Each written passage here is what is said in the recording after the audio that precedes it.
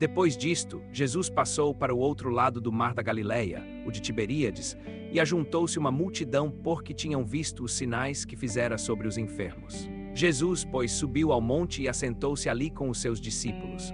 Estava próxima a Páscoa, a festa dos judeus. Jesus levantou os olhos, viu que uma grande multidão vinha ter com ele e disse a Filipe: Onde compraremos pão para que estes comam? Disse isto tentando-o, pois bem sabia ele o que havia de fazer.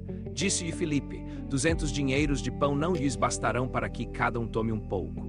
Disse-lhe um dos seus discípulos, André, irmão de Simão Pedro: Aqui está um menino que tem 5 pães de cevada e 2 peixes, mas que é isto para tantos? Disse Jesus: Fazei assentar os homens. Ora, havia muita relva naquele lugar, assentaram-se, pois, os homens, o número dos que comeram foi como 5.000. Jesus tomou, pois, os pães e, tendo dado graças, distribuiu-os aos que estavam assentados. Do mesmo modo também os peixes, tanto quanto queriam.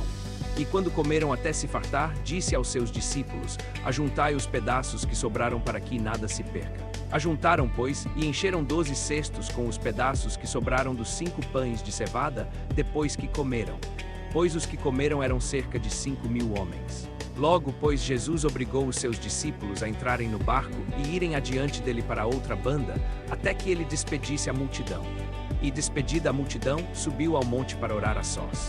E, chegada já a noite, estava ali sozinho. Mas o barco já estava no meio do mar, atribulado pelas ondas, porque o vento era contrário. E na 4ª vigília da noite, Jesus foi ter com eles, andando por cima do mar.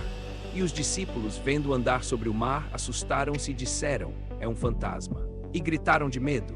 Jesus, porém, imediatamente lhes falou, dizendo: Tende ânimo, eu sou, não temais. Então Pedro lhe respondeu: Senhor, se és tu, manda-me ir ter contigo por cima da água.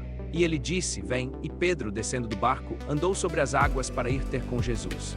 Mas sentindo o vento forte, teve medo e, começando a submergir, clamou, dizendo: Senhor, salva-me. Logo Jesus, segurando-lhe a mão, lhe disse: Homem de pouca fé, por que duvidaste? E quando entraram no barco, cessou o vento. Então os que estavam no barco o adoraram, dizendo: Verdadeiramente és filho de Deus.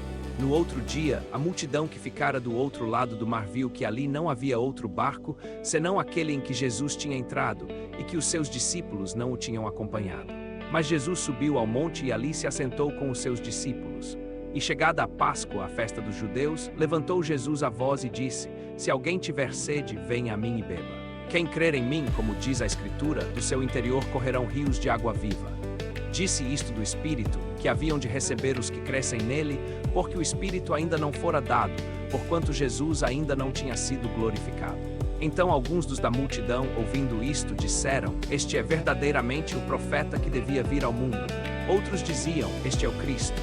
E outros diziam: Porventura virá da Galileia o Cristo? Acaso não dizem as Escrituras que o Cristo vem da descendência de Davi e da cidade de Belém, onde Davi estava? Assim havia dissensão entre a multidão por causa dele. E alguns dali quiseram prendê-lo, mas ninguém lhe pôs as mãos em cima. Então Jesus disse à multidão: Ainda por um pouco tempo estou convosco. Buscareis a mim e não me achareis, e para onde eu estiver vós não podeis ir. Disseram, pois, os judeus: Para onde vai este que não o podemos achar? Porventura vai a diáspora entre os gregos para ensinar os gregos, que significa aquilo que diz: Buscareis a mim e não me achareis.